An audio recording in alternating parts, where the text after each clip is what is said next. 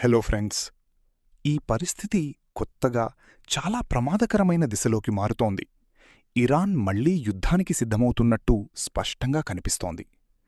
బయటికి చూస్తే శాంతి ఒప్పందం ఉన్నట్టే అనిపిస్తున్నా లోపల మాత్రం వారు నిశ్శబ్దంగా ఆయుధాలను సిద్ధం చేస్తున్నారు. గత దాడుల తర్వాత మట్టిలో పూడిపోయిన క్షిపణులను తిరిగి తీసుకురావడానికి రెవల్యూషనరీ గార్డ్స్ పనిచేస్తున్నట్టు సమాచారముంది. ఇదే సమయంలో ఇరాన్ నాయకత్వంలో అంతర్గత విభేదాలు కూడా ఎక్కువవుతున్నాయి. ఇరాన్ విదేశాంగ మంత్రి అబ్బాసరీ పదవి కోల్పోతారా అనే చర్చ జరుగుతోంది. అధ్యక్షుడు మరియు పార్లమెంట్ స్పీకర్ ఆయన ప్రవర్తనపై అసంతృప్తిగా ఉన్నారు. ఈ నేపథ్యంలో డొనాల్డ్ ట్రంప్ ఇరాన్ యురేనియం విషయంలో గట్టిగా స్పందించారు.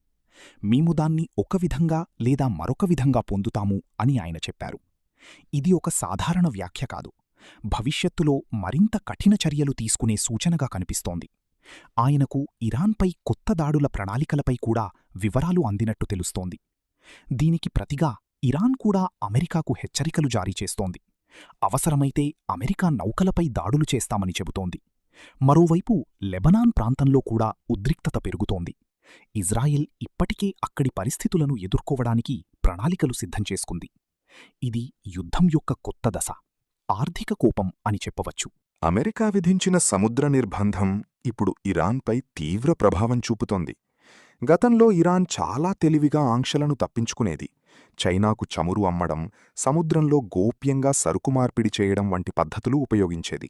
కాని ఇప్పుడు పరిస్థితి పూర్తిగా మారింది. ఇప్పుడు నేరుగా ఎగుమతులను అడ్డుకుంటున్నారు. దీంతో ఇరాన్ ఆర్థిక వ్యవస్థ తీవ్రంగా దెబ్బతింటోంది. $1కు లక్షల రియాల్స్ మారుతున్నాయి. ఇది కరెన్సీ విలువ ఎంతగా పడిపోయిందో చూపిస్తోంది.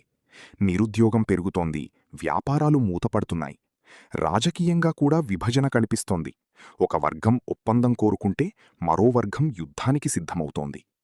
ఇరాన్ ప్రభుత్వం స్పష్టంగా చెబుతోంది, అమెరికా మళ్లీ దాడులు చేస్తే తాము కూడా తీవ్రంగా ప్రతీకారం తీసుకుంటామని. అదే సమయంలో అమెరికా అధికారులు చెబుతున్నదేమిటంటే, ఇరాన్ ఈ విరామాన్ని ఉపయోగించి తమ క్షిపణులు, డ్రోన్లు మళ్లీ సిద్ధం చేసుకుంటున్నారు. ఇరాన్ లోపల అధికార పోరాటం కూడా పెరుగుతోంది. అధ్యక్షుడు, పార్లమెంట్ నాయకుడు, విదేశాంగ మంత్రి మరియు రెవల్యూషనరీ గార్డ్స్ మధ్య అభిప్రాయ భేదాలున్నాయి. ఇది నిజమైన విభేదమా లేక రాజకీయ వ్యూహమా అన్నది ఇంకా స్పష్టంగా తెలియదు. మళ్లీ డొనాల్డ్ ట్రంప్ మరోసారి హెచ్చరించారు, వాళ్లు ఇస్తే మంచిది, లేకపోతే మేమే తీసుకుంటాము. ఈ మాటలు పరిస్థితి ఎంత ఉద్రిక్తంగా ఉందో చూపిస్తున్నాయి. ఇక ఇరాన్లో ఇంటర్నెట్ పరిమితులు కూడా పెరిగాయి.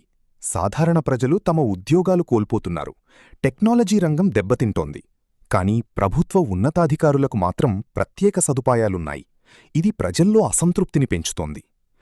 అంతేకాదు, యునైటెడ్ అరబ్ ఎమిరేట్స్ కూడా ఇరాన్పై నమ్మకం కోల్పోయింది.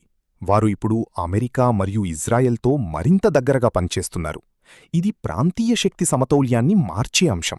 లెబెనాన్లో చిన్న, చౌకగా లభించే డ్రోన్లు కూడా పెద్ద ముప్పుగా మారాయి.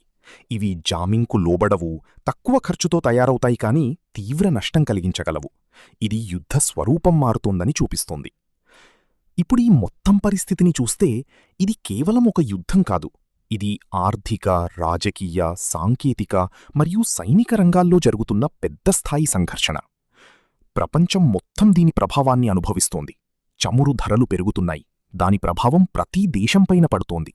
ఇంధనం, రవాణా, ఆహారం అన్నీ ప్రభావితమవుతున్నాయి. ఇప్పుడు ప్రధాన ప్రశ్న ఏమిటంటే, ముందుగా ఎవరు వెనక్కి తగ్గుతారు? ఇరాన్ ఆర్థిక ఒత్తిడిని తట్టుకోలేక ఒప్పందానికి వస్తుందా, లేక అమెరికా రాజకీయ ఒత్తిడికి లోబడుతుందా? ఇది కేవలం ఆయుధాలతో జరిగే యుద్ధం కాదు. ఇది సమయం, డబ్బు, వ్యూహం ఈ మూడింటి మధ్య జరుగుతున్న పోటీ. మొత్తానికి పరిస్థితి చాలా సున్నితంగా ఉంది. ఏ చిన్న మార్పు కూడా పెద్ద పరిణామాలకు దారితీయవచ్చు. మా ఛానల్ను ఫాలో అవ్వండి మరిన్ని అప్డేట్స్ కోసం. ఈ వీడియో మీకు నచ్చితే సబ్స్క్రైబ్ చేయండి, వీడియోను షేర్ చేయండి.